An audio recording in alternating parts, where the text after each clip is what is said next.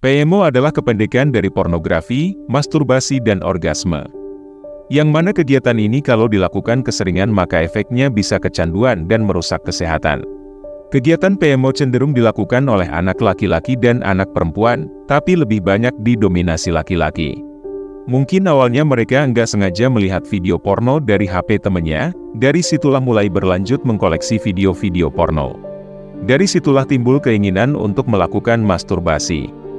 Karena laki-laki adalah makhluk visual maka mereka akan melakukan kegiatan onani tersebut, sambil nonton dan berhalusinasi membayangkan sesuatu. Dan kalau itu terus-terusan dilakukan dengan intensitas tiap hari, maka orang tersebut sudah sangat kecanduan, sehingga membutuhkan waktu cukup lama untuk benar-benar berhenti dari kebiasaan buruk tersebut. Di video kali ini kami akan menjelaskan bagaimana caranya sembuh dari kecanduan PMO dan memulai kembali kebiasaan-kebiasaan positif. Namun sebelum itu baiknya jika kalian subscribe terlebih dahulu dan aktifkan lonceng notifikasinya, untuk mendapatkan video-video menarik setiap minggunya seputar sejarah masa lalu dan permasalahan yang terjadi dalam kehidupan.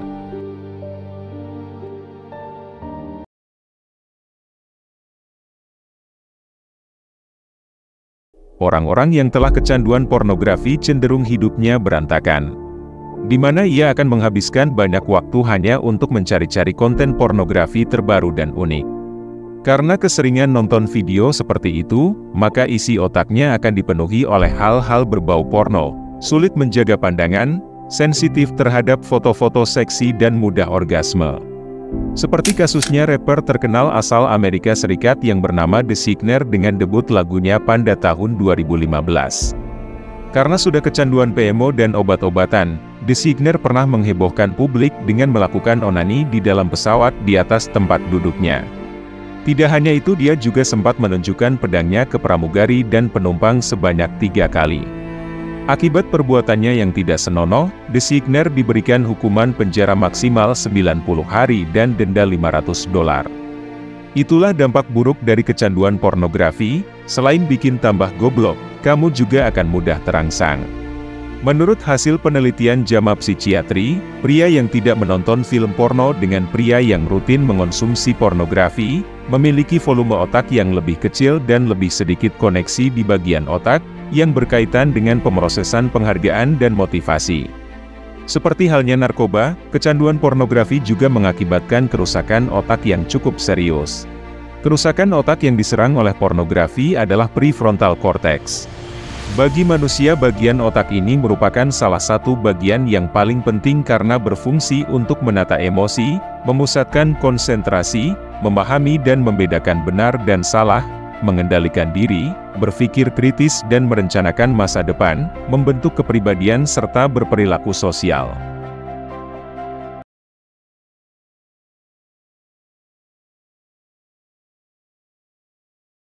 Kebiasaan PMO selain bikin kita tambah goblok dan mudah terangsang, dampak besarnya bisa bikin hidup kita berantakan, kerjaan jadi gak produktif yang akhirnya membuat kita sulit fokus.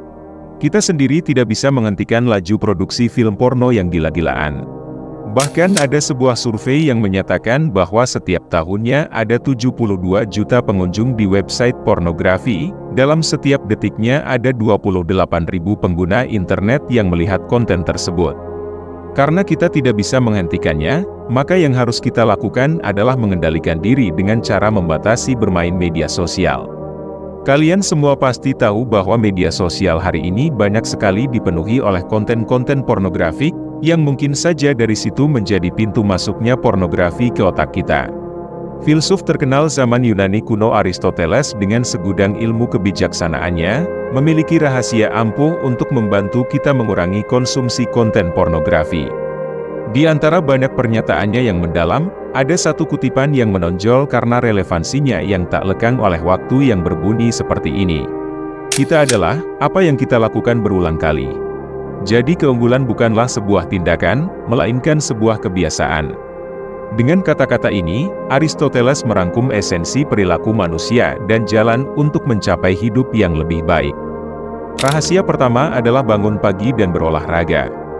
Aristoteles memiliki kebiasaan bangun pagi sekitar jam 4 untuk berolahraga dan merenungkan pemikirannya. Kebiasaan ini telah membantunya berpikir fokus dan jernih sepanjang hari. Rahasia kedua adalah kekuatan pengulangan. Kita adalah apa yang kita lakukan berulang kali. Kata-kata ini menekankan dampak mendalam dari pengulangan dalam kehidupan kita. Manusia adalah makhluk yang memiliki kebiasaan dan tindakan, betapapun kecilnya itu berkontribusi pada pembentukan karakter kita secara keseluruhan. Aristoteles mendorong kita untuk memperhatikan pola-pola yang kita bangun melalui pengulangan, karena pola-pola tersebut adalah benang yang menenun permadani keberadaan kita. Ketiga yakni keunggulan sebagai kebiasaan. Filsuf hebat ini berpendapat bahwa keunggulan adalah proses yang berkelanjutan, suatu cara hidup yang dikembangkan melalui kebiasaan-kebiasaan yang baik. Aristoteles mendorong kita untuk mengalihkan fokus kita dari pencapaian sesaat ke praktik perilaku positif yang konsisten. Keempat adalah melakukan refleksi dan kesadaran diri. Untuk menyelaraskan tindakan kita dengan mengejar keunggulan, Aristoteles mendorong refleksi diri dan kesadaran diri. Dengan mengamati kebiasaan-kebiasaan kita dan mengenali dampaknya terhadap karakter kita memperoleh wawasan tentang kebajikan-kebajikan yang kita kembangkan. Kesadaran ini memungkinkan kita untuk menilai apakah kebiasaan kita berkontribusi terhadap kemajuan kita, atau menghambat jalan kita menuju keunggulan. Yang terakhir adalah memberikan waktu luang untuk diri kita. Filsuf Aristoteles percaya bahwa penting untuk menyeimbangkan pekerjaan dan waktu luang, dengan cara menghabiskan waktu luang tersebut bersama teman dan keluarga, dengan cara membaca dan mendengarkan musik. Melalui proses ini, kita dapat mengidentifikasi area yang perlu ditingkatkan dan secara sadar berupaya mengembangkan kebiasaan yang berkontribusi pada pertumbuhan moral dan intelektual kita.